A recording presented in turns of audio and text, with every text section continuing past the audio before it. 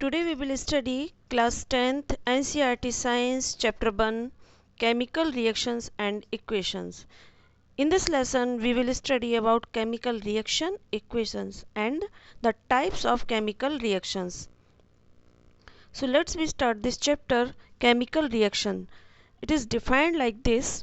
It is a reaction in which one or more substance formed new substance.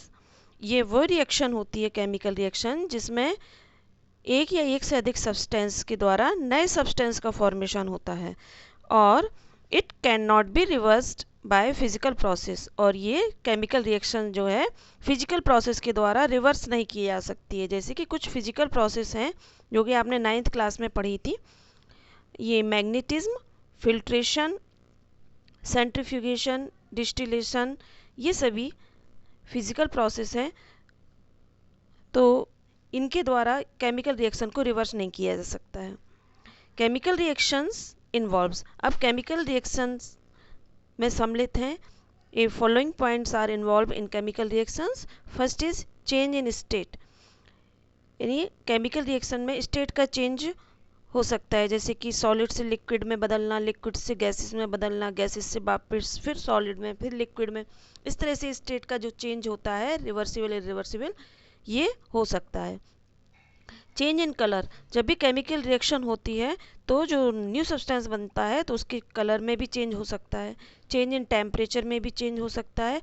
और chemical reaction के दौरान gases का भी evolution होता है, गैसेस भी इमर्ज होती हैं.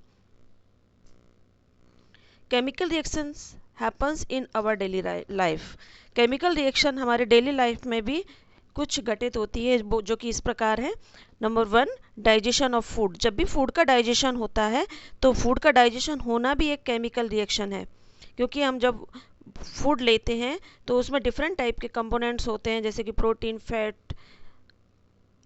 तो ये सभी कंपोनेंट्स जब ये कॉम्प्लेक्स फॉर्म में होते हैं और ये सिंपल फॉर्म में फिर कन्वर्ट होते हैं, तो ये जब ये कन्वर्ट होते हैं तो ये केमिकल रिएक्शन होती है. इनमें डिफरेंट टाइप के बाइल जूस का मिलना, ये जब हम भोजन लेते हैं तो बाइल जूस का निकलना, ये भी भोजन के साथ में मिलकर फिर इसमें कंपोनेंट्स के साथ में रिएक्शन करके फिर न्यू सब्सटेंस का फॉर्मेशन होना या सिंपल सब्सटेंस का फॉर्मेशन होना. तो इस प्रकार से जो डाइजेशन ऑफ फूड होता है, फूड के डाइजेशन में भी केमिकल रिएक्शन इन्वॉल्व है.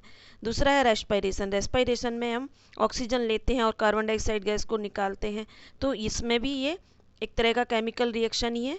एक रस्टिंग ऑफ आयरन, ये आप जानते हैं लोहे में जंग का लगना, ये भी एक केमिकल रिएक्शन ही है. और एक फॉर्मेशन ऑफ कर्ड.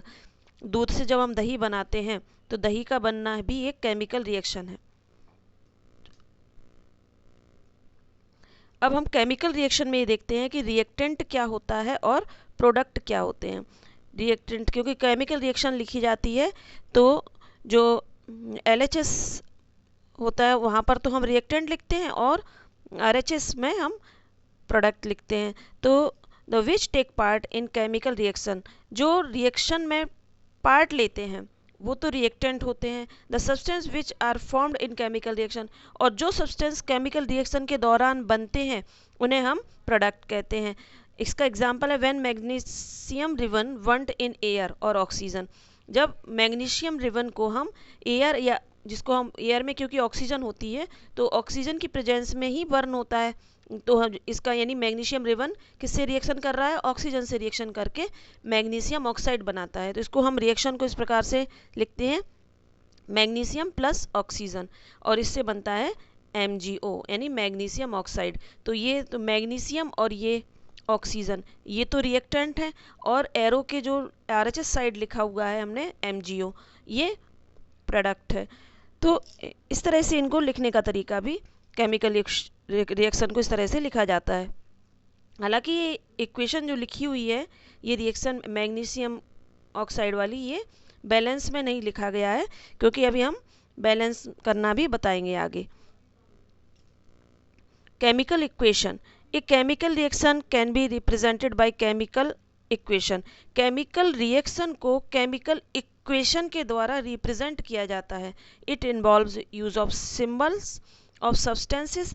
इसमें एक तो सब्सटेंस के सिंबल्स का यूज़ किया जाता है रिएक्टेंट एंड प्रोडक्ट में, और इनमें इनकी फिजिकल स्टेट को भी शो किया जाता है। तो जब भी केमिकल रिएक्शन लिखते हैं तो उसमें उसके सिंबल को लिखते हैं, जैसे कि मैग्नीशियम का सिंबल है Mg और ऑक्सीजन का सिंबल है O2। और इसमें ये भी लिखना होता है कि मैग्नीशियम किस फॉर्म में है और ऑक्सीजन की स्टेट क्या है, मैग्नीशियम की स्टेट क्या है। तो मैग्नीशियम जैसे ये सॉलिड स्टेट में है तो यहाँ पर हम S लिखेंगे इसके लिए। ऑक्सीजन गैसियस स्टेट में है तो यहाँ पर हम इसके लिए G लिखेंगे। और MgO ये भी सॉलिड स्टेट में है तो यहाँ पर भी हम S लिखेंगे। जिस तरह से हमने इसको डिनोट किया है, सॉलिड के लिए S, लिक्विड के लिए L, गैसेस के लिए G और एक्वस सॉल्यूशन है तो AQ लिखा जाता है। Aqueous solution, it is a solution in which solvent is water. Aqueous solution वो सॉल्यूशन होता है जिसमें सॉल्वेंट वाटर होता है, यानी वाटर की मात्रा उसमें ज़्यादा होती है, तो वो उसका हम एक्वस सॉल्यूशन बनाते हैं। How to balance the equation. अब हम आपको इक्वेशन को बैलेंस करना सिखाएंगे। जिस तरह से हमने ये कोई लॉन्ग इक्वेशन लिया है, जैसे कि आयरन है, अभी हमने इक्वेशन को बैलेंस नहीं किया है, आप इस पर ध्यान दें। और ये वाटर का H2O है, यहाँ पर है ये आयरन ऑक्साइड, इसको हम फेरिक ऑक्साइड भी कहते हैं, और ये हाइड्रोजन गैस इसमें से इवॉल्व हो रही है। तो इस तरह से ये इक्वेशन है। अब हम इसको बैलेंस करेंगे, तो बैलेंस करने के लिए एक तरह से छोटा सा आप चार्ट बना लीजिए इस तरीके से। ये बनाने के बाद इसमें आप एलिमेंट लिखिए, यहाँ पर रिएक्टेंट और यहाँ पर प्रोडक्ट लिखिए। फिर इसमें ये देखना है कि इसमें कौन कौन से एलिमेंट्स आए हैं, जैसे कि एक आयरन आया है, ये हाइड्रोजन आया है और ऑक्सीजन आया है, वो दोनों ही साइड आएगा वो। तो ये हमने एलिमेंट इस तरह से लिखे हैं, आयरन, हाइड्रोजन और ऑक्सीजन को लिख रखा है। अब इसमें ये देखना है रिएक्टेंट साइड, इसमें नंबर ऑफ मॉलिक्यूल कितने हैं। तो आयरन के जो मॉलिक्यूल हैं नंबर ऑफ साइड, अभी आप इस पर मत जाएं, ये 3 क्योंकि ये हमने बैलेंस के लिए लिख रखा है, ये 4। अभी Fe के पास एक केवल 1 मॉलिक्यूल है तो यहाँ पर हम 1 लिखेंगे।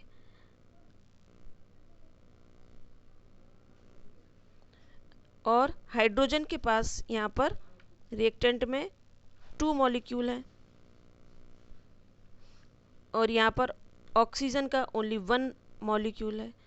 अब हम प्रोडक्ट तरफ देखेंगे, यहाँ पर आयरन की 3 मॉलिक्यूल्स हैं, ऑक्सीजन के 4 मॉलिक्यूल हैं और हाइड्रोजन की यहाँ पर 2 है। तो इस तरह से लिखने के बाद अब हम देखेंगे कि हमें रिएक्टेंट तरफ भी और प्रोडक्ट दोनों ही साइड हमें इसको बैलेंस करना है। तो यहाँ पर हम प्रोडक्ट में ये 3 हैं आयरन के, तो हमें रिएक्टेंट में भी 3 लाना पड़ेगा। तो इसके लिए हम इसमें 3 से मल्टीप्लाई करेंगे तो आयरन के 3 हो जाएंगे, तो इसलिए हमने यहाँ पर 3 से मल्टीप्लाई किया है। तो आगे हमेशा यहाँ ध्यान रखें, मल्टीप्लाई आगे किया जाता है, एलिमेंट्स के आगे, पीछे नहीं। तो यहाँ से 3Fe हो जाएगा। अब इसके बाद अब देखते हैं यहाँ पर ऑक्सीजन को बैलेंस करेंगे। ऑक्सीजन को बैलेंस करेंगे तो वो किस तरह से, यहाँ ऑक्सीजन में यहाँ पर प्रोडक्ट में 4 है ऑक्सीजन और यहाँ पर 1 है, तो हमने इसको 4 से मल्टीप्लाई कर दिया। ऑक्सीजन को 4 से मल्टीप्लाई करेंगे तो यहाँ पर 4 लिख देंगे। अब ये 4 से जब मल्टीप्लाई किया तो ऑक्सीजन तो बैलेंस हो गया, क्योंकि 4 बन जा 4, यहाँ ऑक्सीजन के साथ में मल्टीप्लाई होके तो ये बैलेंस हो गया। लेकिन अब हाइड्रोजन के कितने हो जाएंगे, यहाँ पर हाइड्रोजन के 8 हो रहे हैं, 4 2 जा 8 हो रहे हैं हाइड्रोजन के। और हमारे पास हाइड्रोजन के पहले 2 थे, दोनों तरफ 2 थे, लेकिन ऑक्सीजन का बैलेंस करने की वजह से अब हाइड्रोजन डिसबैलेंस हो गया है, तो अब हम हाइड्रोजन को भी बैलेंस करेंगे। तो अब प्रोडक्ट साइड आप जाएंगे, यहाँ पर तो हाइड्रोजन के 8 हैं, तो प्रोडक्ट साइड हम ऐसे कितनी डिजिट से मल्टीप्लाई करेंगे, यहाँ पर भी 8 हो जाए, तो यहाँ पर हम 4 से मल्टीप्लाई कर देंगे तो यहाँ पर भी 8 हो जाएगा। तो यहाँ पर हम प्रोडक्ट साइड मल्टीप्लाई करेंगे, 4 2 जा 8। तो ये तो अभी क्या लॉन्ग इक्वेशन थी, तो इसको इस तरह से हम चार्ट बनाकर कर सकते हैं।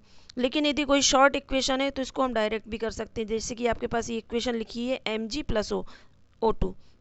Mg में कितने एलिमेंट हैं, ओनली 1 है, 1 मॉलिक्यूल है, Mg के केवल 1 मॉलिक्यूल है और यहाँ ऑक्सीजन के 2 मॉलिक्यूल हैं। और प्रोडक्ट साइड देखें तो Mg का यहाँ पर 1 है और ऑक्सीजन के भी 1 है।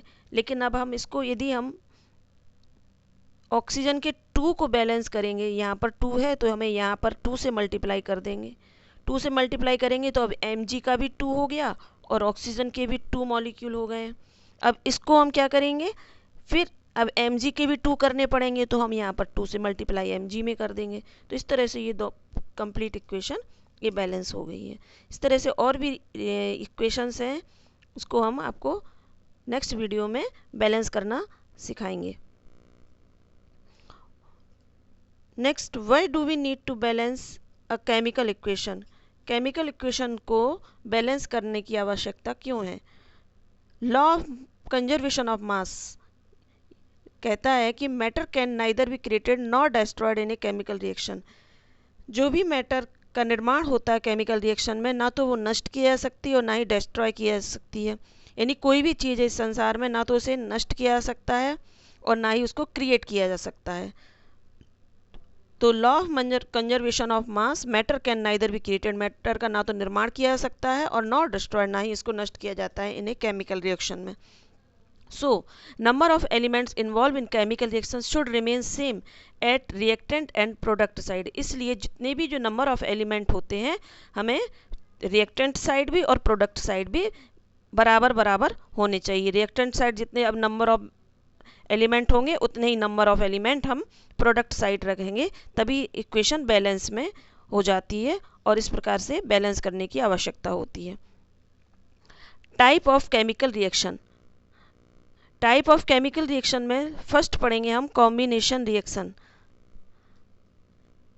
This is combination reaction, the reaction in which 2 और more reactant combine to form a single product. इसमें इस रिएक्शन में जब 2 या 2 से अधिक रिएक्टेंट कंबाइन होकर एक सिंगल प्रोडक्ट बनाते हैं, इसे हम कॉम्बिनेशन रिएक्शन कहते हैं। इसको हम एग्जाम्पल के द्वारा इस प्रकार से समझेंगे।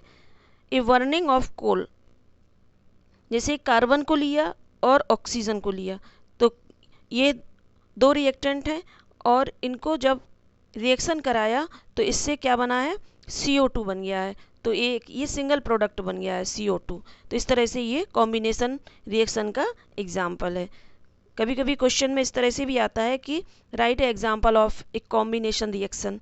तो इसमें आप बर्निंग ऑफ कोल और फॉर्मेशन ऑफ वाटर, इन दोनों को ही आप लिख सकते हैं। These are the best example of a combination reactions. Next, the decomposition reaction. In this reaction a compound split into 2 or more substance is called decomposition reaction। इस reaction में एक compound लेंगे ये, और ये स्प्लिट होकर 2 या 2 से अधिक सब्सटेंस में डिकम्पोज हो जाता है, इसे हम डिकम्पोजिशन रिएक्शन कहते हैं। अब इसके और भी एग्जाम्पल हैं, लेकिन इसके टाइप्स हैं, 3 टाइप्स का होता है डिकम्पोजिशन रिएक्शन। एक तो है thermal decomposition, next is electrolytic decomposition and third is photolysis decomposition. First is thermal decomposition. When decomposition is carried out by heating, जब डिकम्पोजिशन हीटिंग के द्वारा कैरिड आउट होता है तो इसको हम थर्मल डिकम्पोजिशन कहते हैं। इसका एग्जाम्पल है CaCO3। एक ये कंपाउंड ले लिया CaCO3, और जब हमने इस कंपाउंड को हीट किया तो हीट करने के बाद इसमें कैल्शियम ऑक्साइड बनता है और CO2 गैस इवॉल्व होती है। इसमें साथ में ये जरूर लिखा करें, ये CaCO3 ये किस फॉर्म में है, इसकी स्टेट बताना बहुत ज़रूरी होता है। ये सॉलिड फॉर्म में है और ये CaO भी ये सॉलिड फॉर्म में रहेगा, और oxygen CO2 carbon dioxide gas ये गैसियस स्टेट में है। तो इस तरह से ये कभी भी रिएक्शन लिखते हैं तो इसमें उसकी स्टेट लिखना जरूरी होता है। Next is electrolytic decomposition. When decomposition is carried out by passing electric current, जब डिकम्पोजिशन इलेक्ट्रिक करंट को पास करके कैरिड आउट किया जाएगा उसको डिकम्पोजिशन कौन सा हो जाएगा, इलेक्ट्रोलिटिक। इलेक्ट्रोलिटिक से मतलब है इलेक्ट्रिक करंट का पास आउट करना। इलेक्ट्रिक करंट पास आउट करेंगे, जैसे कि वाटर ले लिया है, वाटर में जब हम इलेक्ट्रिक करंट को पास आउट करेंगे तो ये किस में स्प्लिट हो रहा है, हाइड्रोजन में और ऑक्सीजन में स्प्लिट हो रहा है। तो इस तरह से हम इसको कहेंगे electrolytic decomposition. And third is photolysis decomposition. Photolysis decomposition में मतलब ये लाइट की प्रेजेंस में, फोटो मीन्स लाइट, लाइट की प्रेजेंस यानी सनलाइट की प्रेजेंस में जो भी रिएक्शन होती है डिकम्पोजिशन कहलाता है ये फोटोलिसिस डिकम्पोजिशन। इसका एग्जाम्पल लेंगे हम AgCl यानी सिल्वर क्लोराइड को जब हम सनलाइट की प्रेजेंस में रख देंगे तो इससे सिल्वर और क्लोराइड, सिल्वर क्लोराइड सिल्वर और क्लोराइड में स्प्लिट हो जाता है। और इसका यूज़ करते हैं हम ब्लैक एंड वाइट जो फोटोग्राफी होती है उसमें किया जाता है, ब्लैक एंड वाइट फोटोग्राफी में। तो कभी कभी क्वेश्चन ये आता है कि ऐसा कौन सा कंपाउंड है जिसको हम ब्लैक एंड वाइट फोटोग्राफी में यूज़ करते हैं। This answer will be silver chloride. और इसको कभी फोटोलिसिस डिकम्पोजिशन की रिएक्शन के आधार पर या डेफिनेशन के आधार पर भी क्वेश्चन पूछ सकते हैं। तो इस तरह से इसको लिखना ना भूलें, फोटोग्राफी के बारे में ज़रूर लिखें। Displacement reaction, displacement third is displacement reaction, the reaction in which more reactive element displace less reactive element from its solution। जब इसमें more reactive element less reactive element को उसके solution में से displace कर देता है तो इसे हम displacement reaction कहते हैं। यहाँ पर देखिए एग्जाम्पल दिया गया है आयरन का, इसको कॉपर सल्फेट सॉल्यूशन है, कॉपर सल्फेट सॉल्यूशन में से यहाँ पर ये मोर रिएक्टिव एलिमेंट इसमें कौन है, आयरन है। आयरन क्या करेगा, कॉपर सल्फेट सॉल्यूशन में से कॉपर को तो डिस्प्लेस कर देता है, रिमूव कर देता है और वहाँ उसके साथ में रिएक्शन करके FeSO4 बना लिया है और कॉपर को यहाँ से रिमूव कर देता है। तो इसमें आयरन ने किसको अभी according to definition more reactive element displace less reactive element, उसके लेस रिएक्टिव एलिमेंट का जो सॉल्यूशन है CuSO4, इसमें आयरन जो मोर रिएक्टिव एलिमेंट है इसने Cu को डिस्प्लेस कर दिया है और FeSO4 सॉल्यूशन बना लेता है, FeSO4 का निर्माण कर दिया और Cu को रिमूव कर दिया है उसमें से Cu। तो इस तरह से ये डिस्प्लेसमेंट रिएक्शन होता है। और इसको हम इस तरह से भी एक एक्सपेरिमेंट के द्वारा भी समझेंगे। इसमें से एक आयरन नेल लिया है, ये है आयरन की नेल। आयरन की नेल को जब हम ये हमारे पास इस बीकर में CuSO4 का सॉल्यूशन है, जब हम आयरन की नेल को CuSO4 के सॉल्यूशन में जब हम डिप करेंगे, यहाँ पर डिप करेंगे तो क्या होगा, थोड़ी देर बाद आयरन की नेल का जो कलर होता है वो इस तरह से, ये वाली जो नेल बनाई है ये ब्राउन कलर की दिखाई देने लगती है। क्यों दिखाई देने लगती है ब्राउन कलर की, वो इसलिए क्योंकि इस जो सॉल्यूशन था इसमें से SO4, आयरन की नेल ने क्या किया, SO4 Cu को तो रिमूव कर दिया है और SO4 की जो कोटिंग है वो आयरन की नेल को कवर कर दिया है। तो आयरन की नेल का कलर ब्राउन हो जाता है और ये इसमें बीकर में जो बचा हुआ सॉल्यूशन है इसका कलर कैसा हो गया, आप ग्रीन कलर हो गया।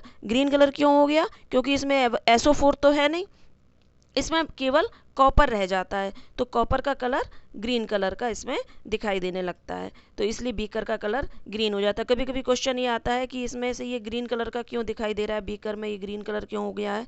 तो आप इसमें से ये लिख सकते हैं कि जब हम आयरन की नेल को कॉपर सल्फेट के सॉल्यूशन में डिप करते हैं तो आयरन चूँकि मोर रिएक्टिव होता है और आयरन मोर रिएक्टिव होने की वजह से ये लेस रिएक्टिव एलिमेंट को रिमूव कर देता है, तो Cu इसमें से रिमूव हो गया और इसके साथ में SO4 की कोटिंग हो जाती है, इसलिए आयरन नेल का कलर ब्राउन हो जाता है और जो सॉल्यूशन का कलर ग्रीन हो जाता है।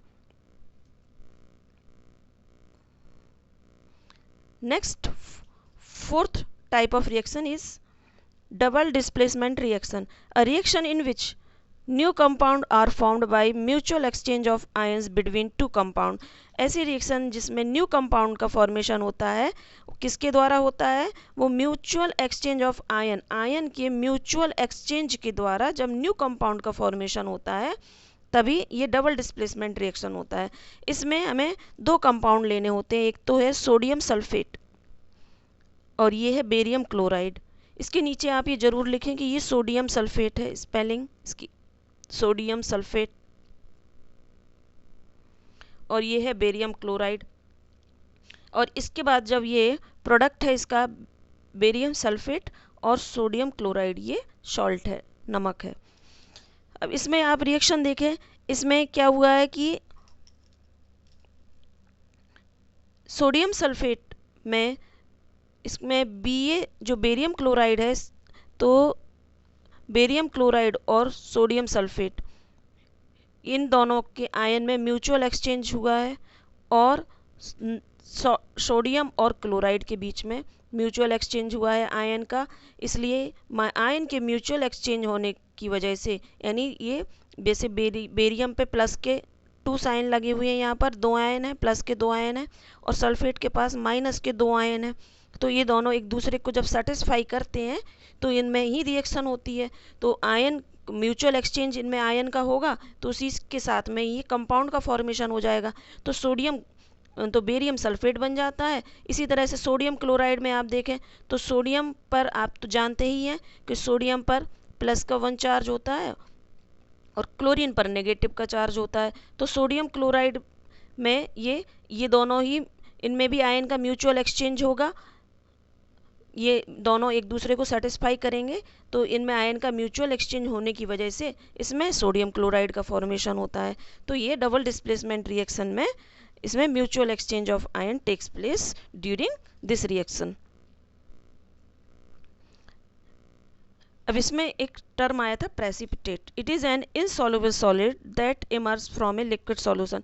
प्रेसिपिटेट क्या कहलाता है, कभी कभी क्वेश्चन आता है, तो प्रेसिपिटेट के बारे में आप लिखेंगे कि ये एक इनसॉल्युबल सॉलिड होता है जो कि एक लिक्विड सॉल्यूशन में से इमर्ज होता है।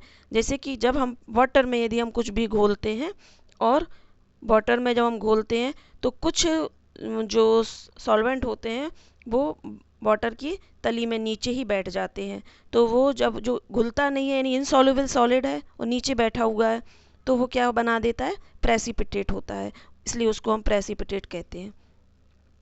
Next chemical reaction 5 is oxidation and reduction.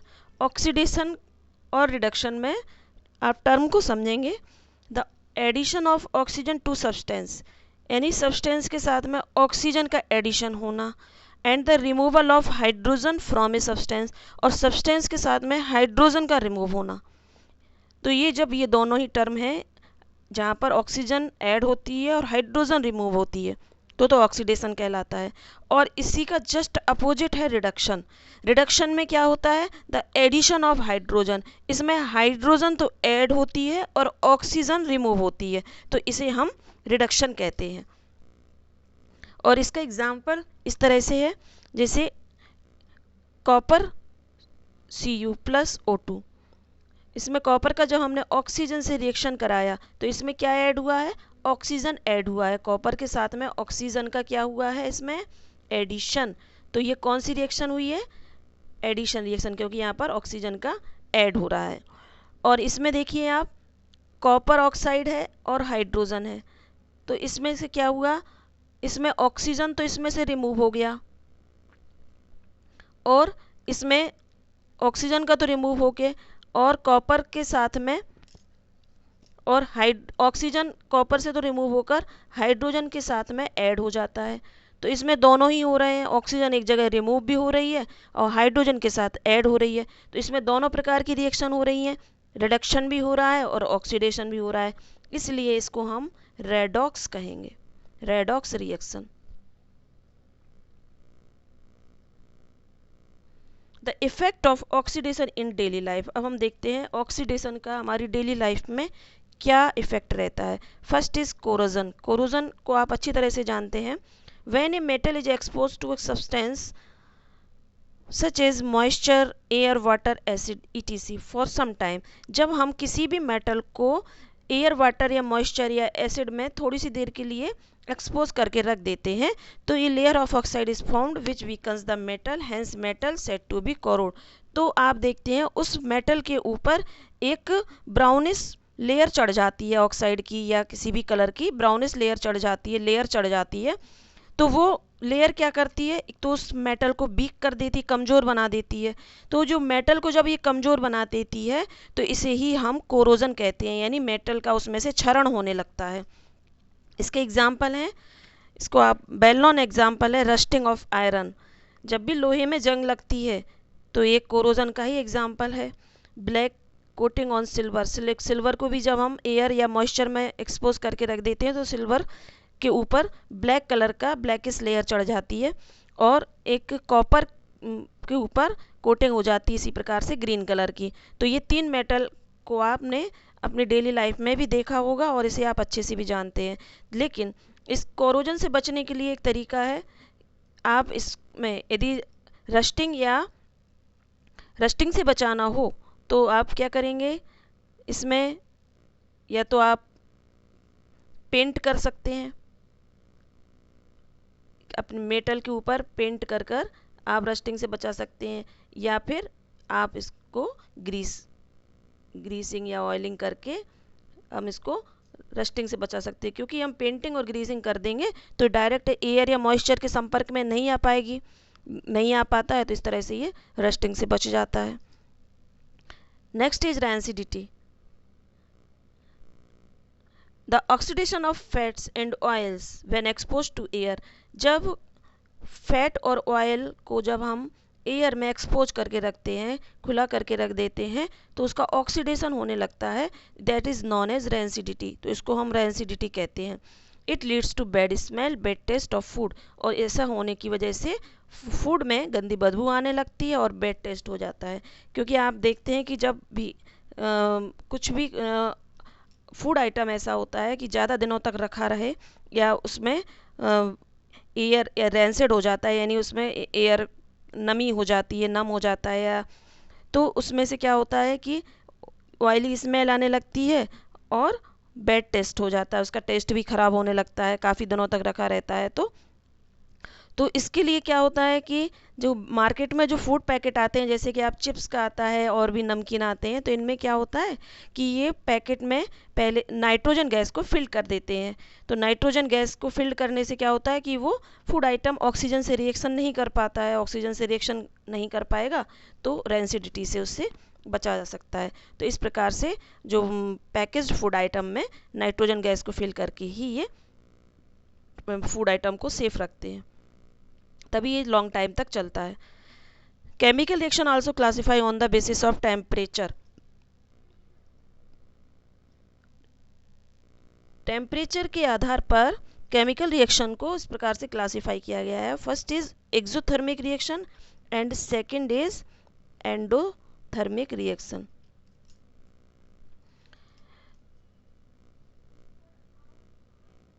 Exothermic reaction in which heat is released along with formation of product। Exothermic reaction में जब प्रोडक्ट के साथ में हीट भी रिलीज होती है तो उसे हम एक्सोथर्मिक रिएक्शन कहते हैं। इसका एग्जांपल है बर्निंग ऑफ नेचुरल गैस।